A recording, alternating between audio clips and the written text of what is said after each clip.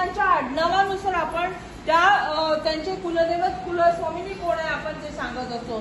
जवळजवळ महाराष्ट्राचे कुलदैवत म्हणजे वडील खंडोबा जेजुरीचे हेच आहेत आणि कुलस्वामिनी मात्र 4 स्वामिनीपैकी कोणत्या तरी एक आहे। तर पहिली जी आहे तुळजाभवानी जास्तीत जास्त सौरभाची तुळजाभवानी ही कुलस्वामिनी आहे।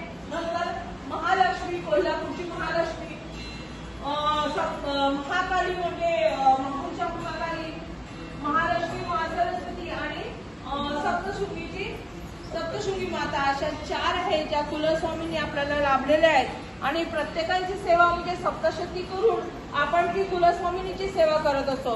प्रत्येक महिलांना मंगळवार उपवास करून सप्तशतीचे पाठ करून कुलस्वामिनीची सेवा करता येते।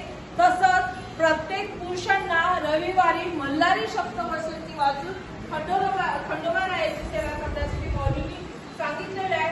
त्या